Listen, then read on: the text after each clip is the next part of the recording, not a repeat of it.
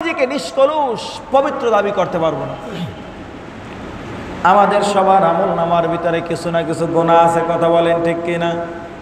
আমাদের আমল নামায় গুনাহ রয়েছে। ব্যক্তি জীবন, পারিবারিক জীবন, সামাজিক জীবন, সবখানে শুধু গুনাহ আর গুনাহ। সরওয়ারে কায়নাত সাল্লাল্লাহু আলাইহি ওয়াসাল্লাম বলেছেন, আল্লাহর যেই বান্দা, মানে আপনারা ঘটনা তো জানেন, হাদিস জানেন, আমি ওই হাদিসের ব্যাখ্যা করতে যাব না। একদিন সরওয়ারে কায়নাত মিম্বারের উপরে আরোহণ করা অবস্থায় 3 বার বললেন আমিন। সাহাবায়ে কেরাম পরবর্তীতে জিজ্ঞাসা করলেন, ও আল্লাহর হাবিব, আপনি কেন আমিন বললেন এভাবে 3 বার? আমরা তো আপনাকে অন্য কোনো সময় এভাবে আমিন বলতে দেখি নাই। আল্লাহর নবী বলেন, আমার কাছে জিবরিল আমিন এসেছিল, জিবরিল আমিন দোয়া করেছেন, ও আল্লাহর হাবিব, যেই মানুষটা আপনার নাম শুনলো অথচ আপনার উপরে দুরূদ পাঠ করলো না, সে ধ্বংস হোক। আমি জিবরিল আমিনের ওই দোয়ার পরবর্তীতে আমি আমিন বলেছি। এরপরে জিবরিল আমিন বলেছি, ইয়া রাসূলুল্লাহ, যে মা বাবা উভয়কে অথবা যে কোনো একজনকে বার্ধক্য অবস্থায় পেল অথচ তাদের খেদমত করে জান্নাত কামাই করতে পারলো না, ওই মানুষটা ধ্বংস হোক। জিবরিল আমিনের দোয়ার পরিপ্রেক্ষিতে আমি আমিন বলেছি। জিবরিল আমিন আরেকটা দোয়া করেছে, জিবরিল আমিন বলেছে, ইয়া রাসূলুল্লাহ, যেই মানুষটা রমজান মাস পেল অথচ গুনাহ মাফ করাইতে পারলো না, সে ধ্বংস হোক, সে ধ্বংস হোক। আমি জিবরিল আমিনের দোয়ার পরবর্তীতে বলেছি আমিন। আমার ভাইয়েরা, জিবরিল আমিন দোয়া করেছে, বিশ্বনবী সাল্লাল্লাহু আলাইহি সাল্লাম আমিন বলেছেন। বলেন তো, এই দোয়া আল্লাহর কাছে কবুল হওয়ার ক্ষেত্রে আর কোনো সন্দেহ আছে? কথা বলেন। নাই নাই। তাহলে বোঝা গেল, রমজান মাস পেল অথচ গুনাহ মাফ করাইতে পারলো না, ওই মানুষটা ধ্বংস হবে, তার ধ্বংস অনিবার্য। সে বদকিসমতওয়ালা, সে হতভাগ্য। আমার ভাইয়েরা, রমজানুল মোবারকের 15টা রমজান চলে যাচ্ছে। জানি না আপনার আমার আমলের খাতায় কি জমা হয়েছে, কি যোগ হয়েছে, গুনাহ মাফ করাইতে পারলাম কিনা জানা নাই।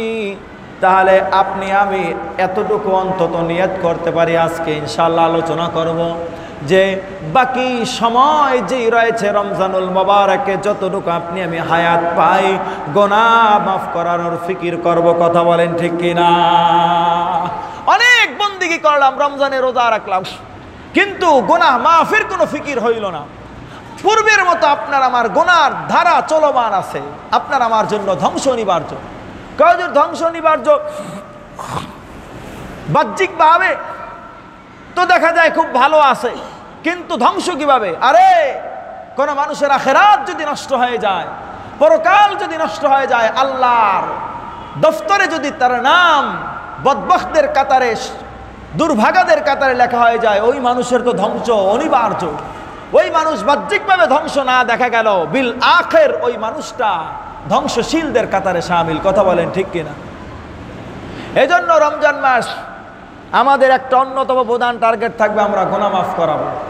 কি মাফ করাবো ভাই? কি মাফ করাইতে হবে ভাই? গুনাহ মাফ করাইতে হবে। কয়দূর কেমনে গুনাহ মাফ করাবো? আমার ভাইয়েরা, ভালো করে বুঝি, ভালো করে বুঝি। দুনিয়ায় যেমনি ভাবে আপনার আমার কোনো কাপড়ে ময়লা লাগলে কাপড়টা ময়লা যুক্ত হয়ে যায়, কাপড়ে দাগ পড়ে যায়, আপনার আমার দিলের ভিতরে ফিকির থাকে, ভালো কোনো ওয়াশিং পাউডার দিয়ে, ডিটারজেন্ট পাউডার দিয়ে কাপড়টাকে পরিষ্কার করতে হবে। কথা বলেন ঠিক কিনা? নামি দামি ব্র্যান্ডের ওয়াশিং পাউডার, ডিটারজেন্ট পাউডার কিংবা সাবান দিয়ে ওয়াশিং মেশিনে আপনি আমি কাপড়টা পরিষ্কার করে ফেলি। ভাইরা আমার, আপনার আমার কাপড়ে ময়লা লাগলে আপনার আমার কাপড় পরিষ্কার করার ফিকির হয়। আপনার আমার শরীরে ময়লা লাগলে শরীরের ময়লাগুলো সাফ করার ফিকির হয়। কিন্তু দিলের ভিতরে যে গুনাহের ময়লাগুলো বাসা বাঁধছে, এই ময়লা দূর করার ফিকির আমাদের নাই। এই ময়লা আমরা এই রমজানে সাফ করব, পারবো না ইনশাআল্লাহ ভাই? কেমনে? আল্লাহর নবী সরওয়ারে কায়নাত বলেছেন, 3 প্রকারের মানুষ আল্লাহর জমিনে এমন রয়েছে, যেই 3 প্রকারের মানুষ মরতে দেরি, তাদের চক্ষু দুইটা বন্ধ হইতে দেরি, আল্লাহর জাহান্নামের আগুন তাদের উপরে হারাম হইতে দেরি হবে না। সুবহানাল্লাহ। عن شداد بن أوس رضي الله تعالى عنه قال قال رسول الله صلى الله عليه وسلم حرمت النار على ثلاثة أعين عين بكت من خشية الله وعين سهرت في سبيل الله وعين غضت عن محارم الله أو كما قال عليه الصلاة والسلام। শাদ্দাদ ইবনে আউস বর্ণনা করেন বিশ্বনবী সাল্লাল্লাহু আলাইহি সাল্লাম বলেছেন, তিন প্রকারের মানুষের মধ্যে এক নম্বরের মানুষ হচ্ছে যেই মানুষটা আল্লাহর ভয়ে ক্রন্দন করে। ও ভাই, কার ভয়ে বলেন তো? যেই মানুষটা আল্লাহর ভয়ে কাঁদে, আল্লাহর ভয়ে ক্রন্দন করে। আল্লাহ রাব্বুল আলামিন কোরআনুল কারীমের ভিতরে বলেন, ওয়া আম্মা মান খাফা মাকামা রাব্বিহি ওয়া নাহান নাফসা আনিল হাওয়া ফাইন্নাল জান্নাতা হিয়াল মাআওয়া। ওয়া আম্মা মান খাফা মাকামা রাব্বিহি, তোমাদের মধ্য থেকে যেই মানুষটা কাল হাসরের ময়দানে মালিকের সামনে দাঁড়ানো লাগবে, জবাব দেওয়া লাগবে, হিসাব দেওয়া লাগবে, আমলনামার হিসাব দেওয়া লাগবে, এই আল্লাহ পাক রব্বুল আলামিনের কাছে দাঁড়িয়ে যে হিসাব দেওয়া লাগবে, এ ব্যাপারে আল্লাহকে ভয় করার মতো ভয় করে। অনাহান নাফসা আনিল হাওয়া, এবং নিজেকে কুপ্রবৃত্তির অনুসরণ থেকে বাঁচিয়ে রাখতে পারে, নিজেকে খাহেসাতে নফসানির অনুসরণ থেকে, অনুকরণ থেকে বাঁচায়।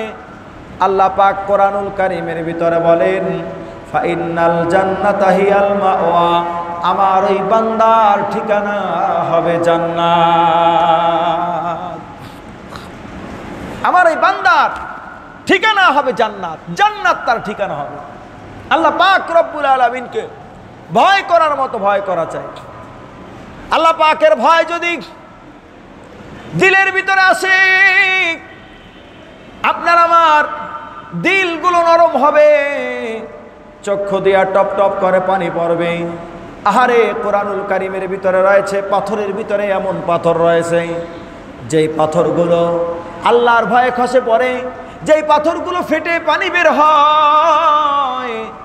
আল্লাহর ভয় যদি পাথর ফেটে পড়তে পারে, পাথর খসে পড়তে পারে, পাথর ফেটে পানি বের হয়, তাহলে আপনার আমার এই দিলটাকেও আল্লাহর ভয়ে নরম করা দরকার। বলতেছিলাম যে আপনার আমার কাপড়ে ময়লা লাগলে কাপড়টা সাফ করার ফিকির হয়, শরীরে ময়লা লাগলে শরীর সাফ করার ফিকির হয়। গুনাহের ময়লা থেকেও দিলটাকে সাফ করা চাই। কয় গুনাহের ময়লা থেকে দিল সাফ করার অন্যতম একটা প্রধান অস্ত্র হচ্ছে আল্লাহর ভয়ে ক্রন্দন করা, আল্লাহর ভয়ে কাঁদা। এজন্য সরওয়ারে কায়নাত বলেছেন তিন প্রকারের মানুষ যখন মারা যায়, তাদের মারা যাইতে দেরি, চক্ষু দুইটা বন্ধ হইতে দেরি, ওই মানুষটার উপরে জাহান্নামের আগুন হারাম হইতে দেরি হয় না। এক নম্বরে হলো যেই মানুষটা আল্লাহর ভয়ে ক্রন্দন করে। আজকে আমাদের এই কাদার আমল নাই, আমরা দোয়া করি, আল্লাহর কাছে হাত উঠাই অন্য মানুষ কইয়া। কেউ তো দোয়ার ভিতরে মোবাইল একটা কল দিছে, একা জায়গায় রাখছে মোবাইল, কেউ কল দিছে দেখতেছে, আরেক দিক তাকাই রয়েছে, এভাবে করে। ভাই, আপনি এক চেয়ারম্যানের দরবারে দিয়ে হাত উঠাই আরেক দিক থেকে উষ্টা মারবো না, কথা হয় না কেন দিব? তুই আমার দ্বারে চাইতে আইসিস, তুই আরেক দিক ফেরছিস কেন, কথা হয় না কেন? তুই চাইতেছিস আমার দ্বারে, তুই আরেক দিক ফিরে রইছিস, দিব না উষ্টা মারবো? হ্যাঁ, দাবড়ি দিব। আল্লাহর কাছে চাইতে হবে খুশি খুদুর সাথে, বিনয়ের সাথে, যে আমার মালিক আমার দিবে। এই দৃঢ় আত্মবিশ্বাসের সাথে, এই ইতমিনানের সাথে চাওয়া, হাত উঠানো। আম্মা জান আয়েশা সিদ্দিকা রাদিয়াল্লাহু তাআলা আনহা বলেছেন, বিশ্বনবী বলেছেন, ইন্নাল আবদা ইদা তারাফা সুম্মা তাবা তাবাল্লাহ আল্লাহর কোন বান্দা যখন ইদা তারাফা গুনার স্বীকারোক্তি দেয়, আল্লাহ গো কত গুনাহ করছি গো আল্লাহ, তুমি কত নিয়ামতের ভিতরে ডুবাইয়া রাখছো আল্লাহ, তোমার লাখো কোটি নিয়ামত ভোগ কইরা আমি এই গুনাহগুলো করছি। ইন্নাল আবদা ইদা তারাফা সুম্মা তাবা, এরপরে আল্লাহর কাছে তওবা করে, নিজের গুনাহের স্বীকারোক্তি দিয়ে আল্লাহর কাছে তওবা করে, আল্লাহ আমি পাপী, আমার গুনাহ তুমি ক্ষমা কইরা দাও, খাঁটি মনে তওবা করে, আল্লাহ রাব্বুল আলামিনের হাবিব বলেন তাবা তাবাল্লাহ, আল্লাহ ওই বান্দার তওবা কবুল করেন। সুবহানাল্লাহ।